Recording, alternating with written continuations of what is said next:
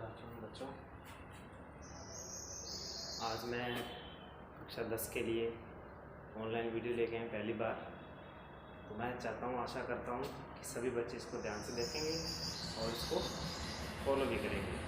और इस वीडियो को आप ध्यान से देखें, क्योंकि जो कंटेंट आपको किसी ट्यूशन पर या किसी स्कूल में मिलेगा वही चीज़ आपको यहाँ पे मिलेगी, और उससे मैं कोशिश करूँगा आपको उससे भी बेहतर करवा सकूँ।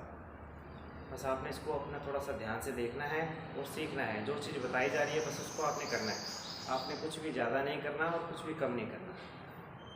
अगर आपको मैथ्स में अच्छे मार्क्स लाने हैं, अच्छे मार्क्स स्कोर करने हैं, तो आपको बस इस वीडियो के हिसाब से अपने आप को फॉलो करना है, इसको फॉलो करना है। जो इसमें बताया जाए, जो भी वर्क बताया जाए, जो भी तरीका बताया जाए, उस तरीके के हिसाब से आपको सवाल करना है। और मैं आपको गारंटी देता हूँ कि आपके इस 10th बोर्ड एग्ज़ाम में 100 आउट ऑफ 100 मार्क्स आएंगे और आप बहुत अच्छे स्कोर करेंगे। अदर सब्जेक्ट्स में भी अच्छे स्कोर करेंगे। बस आपको ज़रूरत है तो सिर्फ ध्यान दें। ठीक है, तो हम स्टार्ट करते हैं।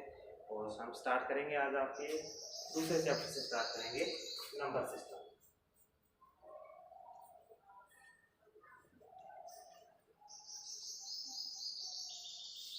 नंबर सिस्टम हिंदी मीडियम वालों के लिए संख्या।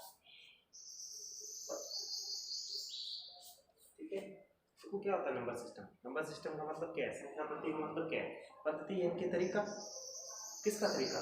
संख्या का। यानी कि संख्याओं को लिखने का, उनको रिप्रेजेंट करने का जो तरीका है वो अपने संख्या पद्धति में पढ़ेंगे। बस सीधी सी बात है। अपने संख्याओं को कैसे कैसे लिख सकते हैं, कैसे कैसे उनको मॉडिफाई कर सकते हैं, किस संख्या से अपनी कैसे दूसरी संख्या प्राप्त कर सकते हैं, ये चीज़ सीखेंगे इसमें संख्या पद्धति के अंदर, नंबर सिस्टम के अंदर। ठीक है, तो फिर उसके बाद आगे चलते हैं। कि संख्या पद्धति की बात करें तो अपने पास कितने तरीके हैं, क्या क्या तरीके हो सकते हैं किसी संख्या को लिखने के, उसको प्रेजेंट करने के। तो देखो अपने पास जैसे वैसे मेरे लिए अपने पास दशमलव पद्धति है। दशमलव पद्धति ये कौन सी दशमलव पद्धति का मतलब क्या हो गया अपने पास? इसको क्या बोलेंगे? Decimal system. ठीक है, डेसिमल सिस्टम, दशमलव पद्धति। उसके बाद अपने पास दूसरी पद्धति क्या आ जाएगी? बाइनरी हो जाती है। बाइनरी द्विआधारी हो। देखो वैसे द्विआधारी आपके हैं नहीं, बाइनरी के ऑक्टाडेसिमल है, हेक्साडेसिमल है। तो ये पद्धति हैं, लेकिन अपने को इन सभी पद्धतियों के बारे में कोई भी जानकारी प्राप्त नहीं करनी है। अपने पास जो संख्या पद्धति है सिर्फ अपने करेंगे डेसिमल के बारे में, दशमलव पद्धति के बारे में इसमें क्या करेंगे? स्टडी करेंगे। बस इसी के ऊपर अपने चर्चा करेंगे। और बहुत ही आसान सा टॉपिक है, बहुत ही आसान सा चैप्टर है। सिर्फ चीज़ें हैं इसके अंदर, लॉजिकल चीज़ें हैं जो अभी तक आप पढ़ते आए ना, वो सभी चीज़ें हैं इसके अंदर। कुछ नया नहीं है। आपको जोड़ आता है, आपको घटाव आता है, गुणा आता है, भाग आता है, वो सब है इसके अंदर। कोई भी एक्स्ट्रा कुछ भी नहीं है, कुछ भी चीज़ एक्स्ट्रा नहीं है। जो आपने अब तक पढ़ चुका है, अलग अलग क्लासेज में जाके पढ़ा है, वो अभी इकट्ठा दे दीजिए। इसके अलावा कुछ भी नहीं है। देखिए दशमलव पद्धति के अंदर क्या होता है? दशमलव पद्धति के अंदर मैंने अपने पास देखो, इस पद्धति को लिखने के लिए अपने पास क्या होते हैं?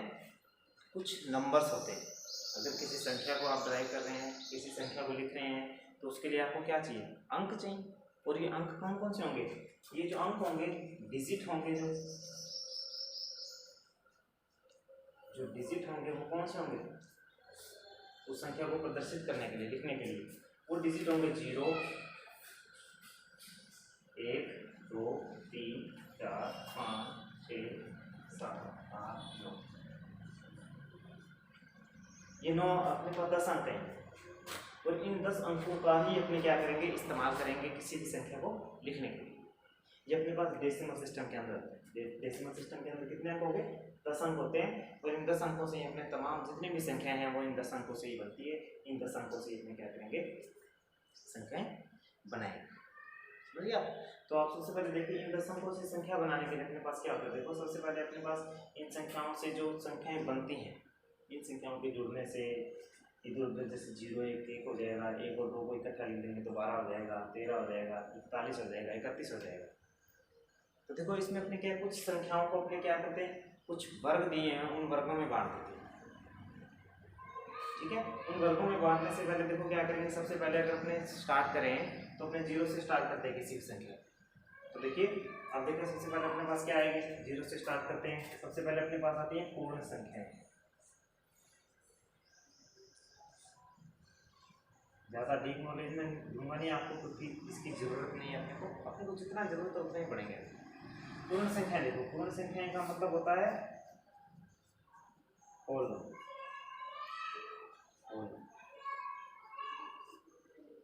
होल नंबर्स देखो क्या होते हैं, होल नंबर्स का मतलब सभी संख्याएं। तो सभी संख्याएं कौन कौन से देंगे, तो 0 1 2 3 4 5 6 7 8 9 10 11 12 13 इस तरह से सारी क्या देंगे, 0 1 2 3 4 5 6 7 8 9 10 11 12 13 ये सारी क्या देंगी, ये सारी संख्याएं क्या देंगे, पूर्ण संख्याएं देंगे। यानी कि जो संख्याएं 0 से शुरुआत होकर अनवरत चलती रहेंगी वो संख्याएं क्या देंगे, पूर्ण संख्या। पूर्ण संख्याएं होंगी अपने पास। दूसरा चलेंगे अपने पास क्या चलेंगी, प्राकृत संख्या। प्राकृत संख्याएं का मतलब क्या हो जाएगा, प्राकृतिक हो जाती है, जो हमें प्रकृति से मिली, जो हमें प्रकृति से मिली वो संख्याएं। तो प्राकृतिक संख्या कौन कौन सी देंगी, 0 हमें प्रकृति से नहीं मिली, हमें सारी संख्या अपनी क्या प्रकृति से मिली, 1 2 3 4 5 6 7। किसी चीज को गिनना है तो अपने को कुछ ना कुछ तो उसको वैल्यू देनी होगी, क्योंकि 0 का तो आविष्कार बहुत बाद में हुआ है। तो क्या देंगे अपने पास, नेचुरल नंबर कौन कौन से देंगे, 1 2 3 4 5 6 7 8 9 10 11 12 13 14 ऑल आर नेचुरल नंबर। सभी संख्या क्या है, नेचुरल नंबर। नेचुरल और होल में अगर अपने क्या डिफरेंस करेंगे तो 0 इंक्लूड्स इन नेचुरल नंबर। क्या 0 नेचुरल नंबर में आती है, नहीं आती। ऐसे ऐसे आपके क्वेश्चन बनते हैं एक एक नंबर में। 0 प्राकृत संख्या है, नहीं है। क्या प्राकृत संख्याएं 0 से शुरू होती हैं, नहीं होती। तो ये आसान से क्वेश्चन होते हैं, ये होती प्राकृत संख्याएं। उसके बाद अपने पास चलते हैं पूर्णांक संख्या। पूर्णांक संख्या, पूर्णांक संख्या कौन सी हो जाएंगी, इंटीजर्स।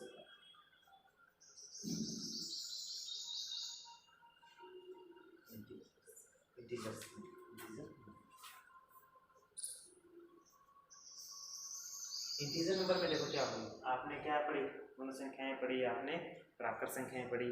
अब देखो इन संख्याओं का एक ऋणात्मक रूप भी होता है।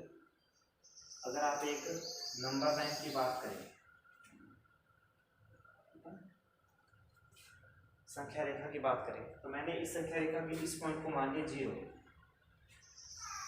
तो देखिए इस संख्या रेखा के अगर अपने इस तरफ जाते हैं तो भी कुछ संख्याएं होंगी, और अगर संख्या इस 0 से यहाँ से इस पॉइंट से अगर अपने आगे जाते हैं तो भी कुछ ना कुछ नंबर होंगे। तो सीधी सी बात है, अगर हम इस तरफ मूव करते हैं तो ये पॉजिटिव की तरफ मतलब संकेत करते हैं कि पॉजिटिव इनकी बढ़ते हुए, इसकी तरफ बढ़ते हुए इस तरह, ठीक है। चलो ये इस तरफ चलेंगे, देखो 1 2 3 4 5 ये आपकी संख्या है, ये होती है रेखा, ठीक है। दोनों तरफ से एरो लगाना, ये रेखा है। अगर आप एरो नहीं लगाते वो रेखा खंड बन जाता है, और एक तरफ अगर आपका तीर लगा हुआ एरो लगा हुआ तो क्या बन जाती है, किरण बन जाती है, समझ गया। तो यहाँ आएगा -1, यहाँ आएगा -2, यहाँ आएगा -3, यहाँ आएगा -4, यहाँ आएगा -5। अगर आप इस नंबर लाइन को हटा दें तो ये सारे नंबर क्या हैं, ये सारे नंबर क्या हैं, जो ऋणात्मक भी हैं और धनात्मक भी। तो आप क्या कहेंगे, ऋणात्मक और धनात्मक संख्याएं, ये सभी संख्याएं जो ऋणात्मक और धनात्मक दोनों ही हैं, इंक्लूड्स 0 यानी कि 0 के साथ, वो सभी क्या कहलाती हैं, पूर्णांक संख्याएं कहलाती हैं। समझ गया। यानी कि ऐसी प्राकृत संख्याएं जो धनात्मक और ऋणात्मक दोनों हैं,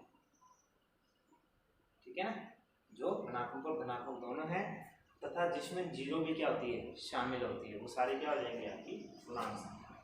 समझ गया, पूर्णांक संख्या बहुत आसान सी है। ये तीनों चीज़ें हैं, इन्हीं के ऊपर बेस्ड आगे आपने क्या कर बनाएंगे, संख्याओं को पहचान देंगे।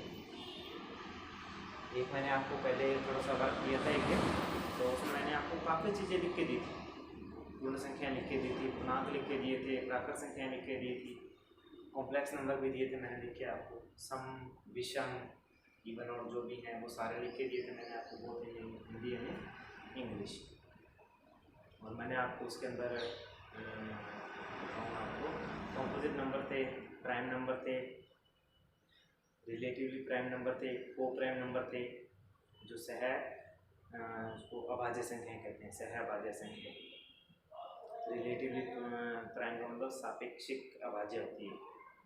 तो वो सारे मैंने आपको दिए थे, तो उनको आप ऑल टाइम आपके मतलब दिमाग के अंदर वो चीज़ें होनी चाहिए। वो चीज़ें बहुत बेसिक चीज़ें हैं और वो आपको आने वाले टाइम में बहुत काम आएंगी।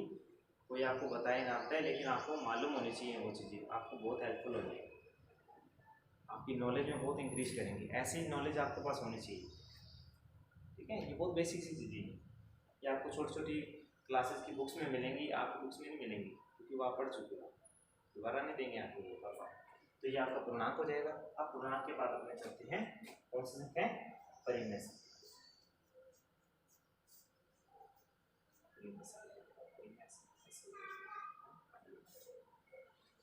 परिमेय संख्या मतलब रैशनल नंबर।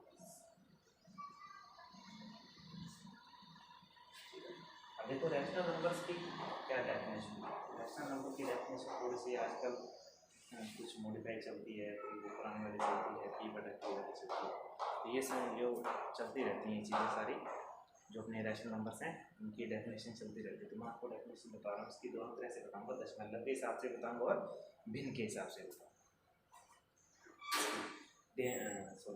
परिमेय संख्याओं की डेफिनेशन। तो देखो परिमेय संख्या क्या होती है, ऐसी संख्याएं जो लिख भी लीजिए अभी आप, लेकिन मेरे हाथ को लगी और वैसे भी ब्लैक बोर्ड पर लिखना थोड़ा मुश्किल हो जाता है। तो ऐसी संख्याएं जो P/Q की फॉर्म में क्या की जाए, लिखी जा सके, तथा जहां Q का मान कभी भी 0 नहीं होना चाहिए, क्योंकि Q अगर 0 हो जाएगा तो इनफाइनाइट हो जाएगा, समझ गया। इनफाइनाइट हो जाएगा या 0.0 इनफाइनाइट अपॉन 0, ये सारे क्या हो जाते हैं, अपरिभाषित हो जाते हैं, नॉन डिफाइंड हो जाते हैं। तो ऐसी संख्याएं जो P/Q के रूप में लिखी जाए, जहां Q कभी भी, सॉरी आप ये नहीं बाद में लिखिए, पहले लिखिए P/Q के रूप में लिखी जाए, जहां P और Q दोनों क्या है, पूर्णांक होंगे। जहां P और Q दोनों क्या होंगे, तो P तथा Q दोनों क्या होंगे, बोथ आर इंटीजर्स, दोनों क्या होंगे, पूर्णांक होंगे। लेकिन Q कभी 0 नहीं होगा, बट लेकिन Q not equals to 0। The numbers which can express in the form of P/Q, where P and Q both are integers, but Q not equals to 0। Q को आप नॉन जीरो इंटीजर भी बोल सकते हैं, समझ गया। ये तो एक सिंपल सी डेफिनेशन मिलेगी इसकी, किसकी, परिमेय संख्या, रैशनल नंबर, समझ गया। इस तरह से रिप्रेजेंट, देखिए अपने पास जो 0 है वो भी क्या है, तो 0 को अपने 0.1 लिख सकते हैं, तो ये रैशनल नंबर हुआ, क्योंकि यहाँ पे क्या है, Q की वैल्यू 1 है।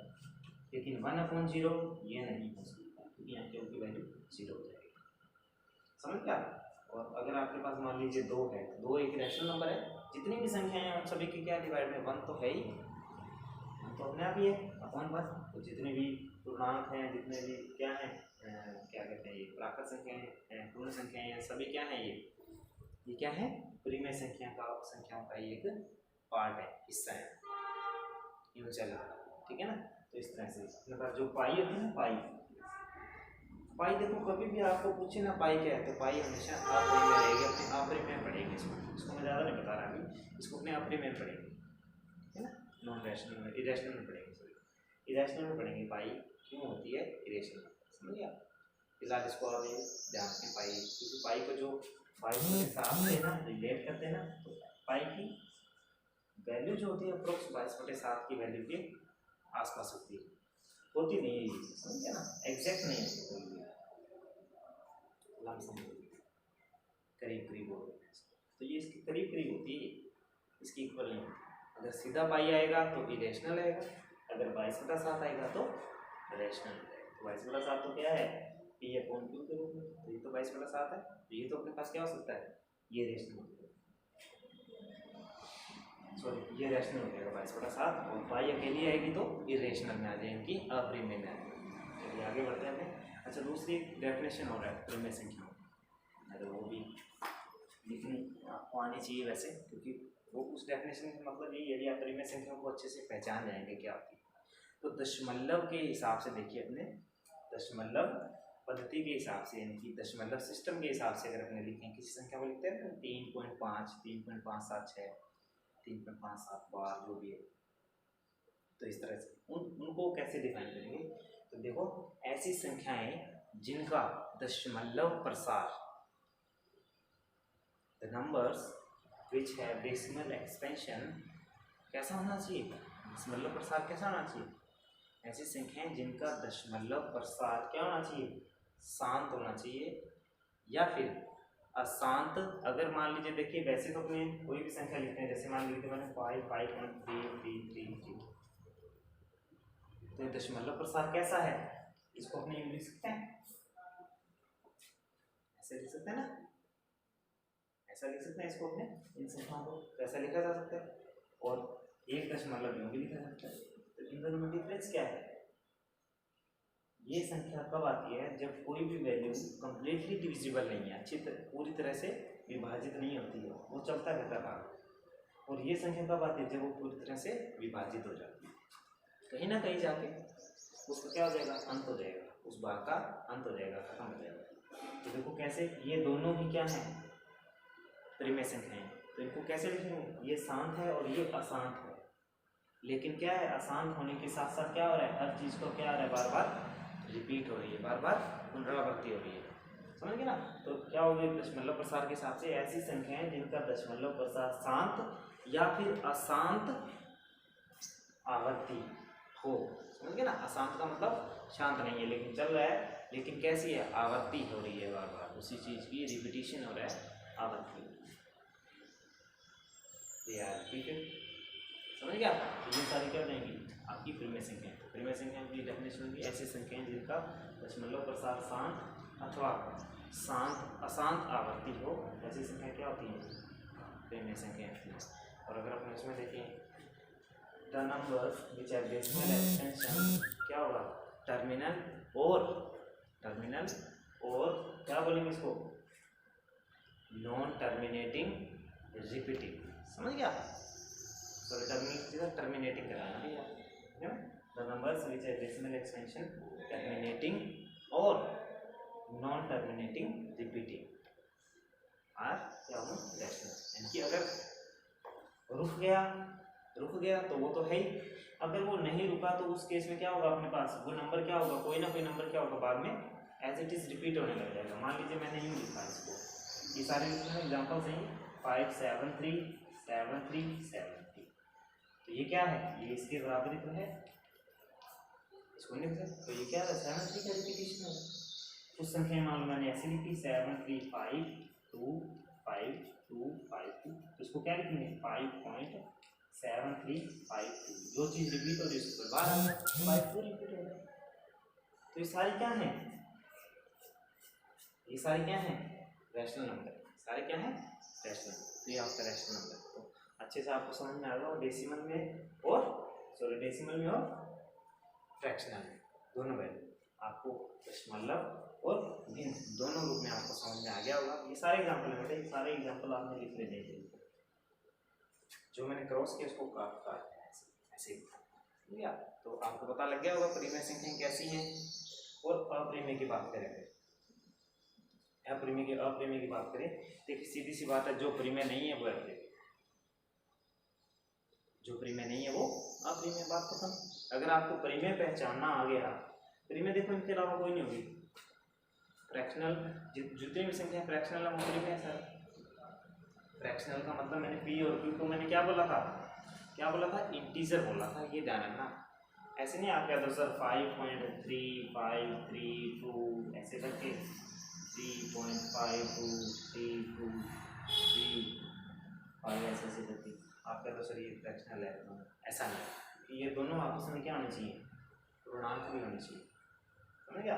तो जो संख्याएं क्या हैं, जो संख्याएं परिमेय नहीं हैं वो संख्याएं क्या है, अपरिमेय। तो अपरिमेय की क्या डेफिनेशन है, तो ये डेफिनेशन है, लेकिन ये इतनी सफिशिएंट सी भी नहीं है। तो सीधी सी बात है, देखो जितने भी अंडर रूट कंप्लीट, जो इनकम्प्लीट अंडर रूट्स हैं, जैसे अपने पास मान लीजिए √2, √3 और √4, √1, √2, √3, √4, √5, √6, √7। अब इसमें देखो कंप्लीट कौन सा रूट है? √1 का रूट क्या होता है? 1 कंप्लीट है ये, तो ये क्या है? ये प्रीमियम है, रैशनल है। √4 का कंप्लीट रूट हो जाता है 2 हो जाता है, तो वो भी क्या है अपने पास? रैशनल है, प्रीमियम है। √9 ये भी क्या है? प्रीमियम है, क्योंकि इनका कंप्लीट रूट है, कंप्लीट रूट वैल्यू, ठीक है। और स्क्वायर रूट जो भी, और जितने भी अंडर रूट में है, क्यूब रूट में है, ठीक है ना, वो सारी किस में आ जाते हैं? ये कंप्लीट नहीं, इनकम्प्लीट है, इनकी जो पूरी तरह से रूट इसका नहीं निकाल सकते, वो सारी क्या हो जाएंगे? आप प्रीमियम हो जाएंगे। जैसे √2 को अपने 1.414 नियर अबाउट देते हैं, लेकिन 414 के बाद भी चलता रहता है, कंप्लीट नहीं है ना ये। √3 हो गया, √5 हो गया, √7 हो गया, √6 हो गया, √8 हो गया, √10 हो गया, √11 हो गया, √12, 13, 14, जितने भी हैं सारे इनकम्प्लीट रूट्स हैं, वो सारे क्या होंगे? इसके अप्रीमियम के अंदर आएंगे।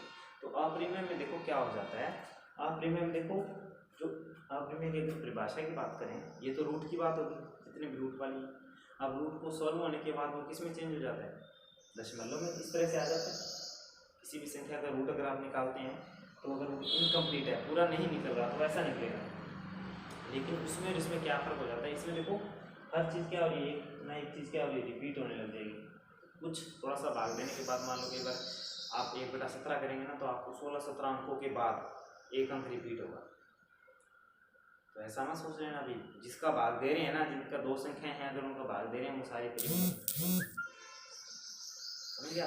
अब देखो इसमें क्या हो जाता है, जो अपने पास क्या नाम कहते हैं अप्रीमियम में क्या हो जाता है, इनका जो दशमलव प्रसार हो जाता है ना, वो अशांत तो होता ही होता है, लेकिन वो क्या होता है? अनावर्ती होती है। उसमें अनावर्ती का मतलब होता है कोई भी अंक, कोई पता नहीं कौन सा अंक आएगा, आगे कौन सा अंक नहीं आएगा। 3 के बाद 7 आ जाएगा, 7 के बाद 5 आ जाएगा, 5 के बाद फिर 3 आ जाएगा, फिर अब अपने पास 7 आना तो 7 नहीं आएगा, लेकिन 6 आ जाएगा। इस तरह से उलट पुलट हो जाएगा सब कुछ। तो इसके अंदर जो होगा, इसका दशमलव, ऐसी संख्या जिनका दशमलव प्रसार क्या होगा? अशांत अनावर्ती होगा, वो सारी किसमें आती हैं? अप्रीमियम संख्या में। इंग्लिश की बात करें, द नंबर विच है decimal expansion is non terminating, non repeating, ये सारी क्या होती हैं? कौन सी संख्या आती है अपने पास? ये अप्रीमियम संख्या आती हैं, ये रैशनल नंबर होते हैं। अप्रीमियम क्या होती हैं?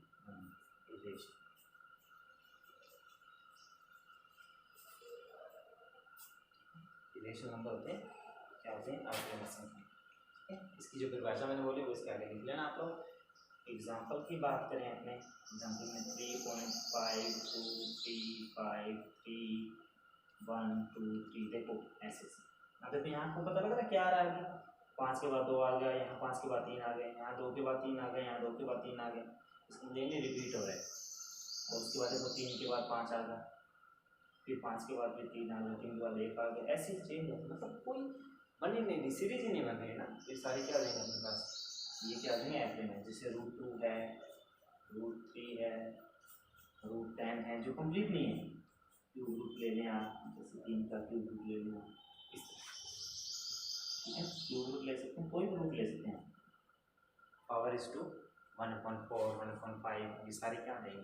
ये पावर 1/2 होती है, 1/3 हो जाती है, 1/4 हो जाती है सारी, ठीक है ना। तो ये अप्रीमियम संख्या है।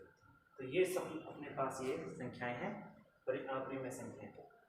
सबसे पहले अपने पास क्या थे? पूर्ण संख्याएं, 0 से शुरुआत होती हैं, 1 2 3 4 पूरी होती हैं, जो पूर्ण संख्या मतलब पूरी संख्याएं।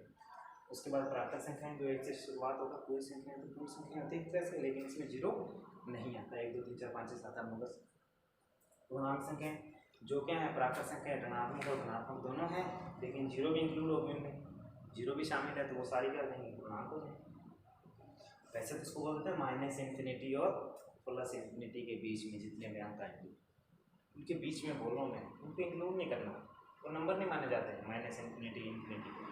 उनके बीच की संख्या। उसके बाद अपने पास आएगी प्रीमियम संख्या, जो P/Q की फॉर्म में, जो not equals to 0 but P और Q आर क्या होंगे? क्या होंगे? ये इंटीजर्स होंगे। और अगर उन्हें डेसिमल के हिसाब से लें, तो बिल्कुल सीधी सी बात है, डेसिमल या तो रिपीटिंग होगा, अगर वो नॉन टर्मिनेटिंग होगा तो रिपीटिंग होगा, और अगर टर्मिनेटिंग होगा तो वो होगा ही, सीधी सी बात है। और इरेशनल में क्या होगा, नॉन टर्मिनेटिंग होगा और नॉन रिपीटिंग, यानी कि ना तो वो क्या होगा आवर्ती होगी उसमें और ना ही उसमें शांत होगा, यानी कि अशांत अनावर्ती। तो इस तरह से आपके अप्रिमेय संख्या तो प्राप्त हो गया। तो ये आप थोड़ा ध्यान से देखिए इनको और इनको आगे पढ़ेंगे। बस जो सीखने वाली चीज़ थी आपने सीख ली, लगभग हो चुका है। रियल नंबर में बिल्कुल छोटा सा टॉपिक है रियल नंबर। जितनी भी प्रीमियम और अप्रिमेय संख्याएं हैं वो सारी मिला के क्या बन जाती है, रियल नंबर। जितनी भी अप्रिमेय रियल नंबर इनकी वास्तविक संख्या, ऐसी वास्तविक संख्या रियल नंबर। जितनी भी प्रीमियम और अप्रिमेय संख्या, मान लो मैंने ये बना दिए, ये सारे क्या हैं, ये रियल नंबर हैं। जितने भी सारे रियल नंबर इसके अंदर आ गए। इसके अंदर दो पार्ट होंगे, इसके अंदर क्या रहेंगे रैशनल, इसके अंदर क्या रहेंगे क्या क्यों से लिखते हैं, इसको ठीक से लिखना है। देखिए ठीक है ना, क्वेश्चन नंबर होते हैं ये होंगे रैशनल, ये होता है रियल नंबर। रियल नंबर इनकी जो मैंने क्या बोला था सबसे पहले आपको, जो रैशनल है वो इरेशनल नहीं हो सकता और जो इरेशनल है वो रेशनल नहीं हो सकता। तो दोनों क्या रहेंगे, दोनों भाई अलग अलग रहेंगे, बंटवारा रहता है इनका। रैशनल वाले सारे रहेंगे, इरेशनल वाले सारे। समझ गया। तो ये आपका नंबर सिस्टम है। रियल नंबर तक हो गया आपका, सब कुछ में नहीं सीखना, बस अपने इसको क्या करेंगे, इस नॉलेज को क्या करेंगे इम्प्लीमेंट करते जाएंगे और क्वेश्चन को सॉल्व। इनको आप याद करें, कल अपने आएंगे मिलेंगे दोबारा, ठीक है। और अपने यूट्यूब चैनल बना रहे हैं शर्मा विद्या मंदिर स्कूल के नाम से, उसको प्रमोट करें, आप सब्सक्राइब करें और अपने सब्सक्राइब बढ़ाएं अपने स्कूल में। समझ गया। और वीडियो को देखें और लाइक भी करें, अभी कर रहे हैं अपने, तो उसको आगे बढ़ाते रहेंगे। आपको समय समय पर वीडियो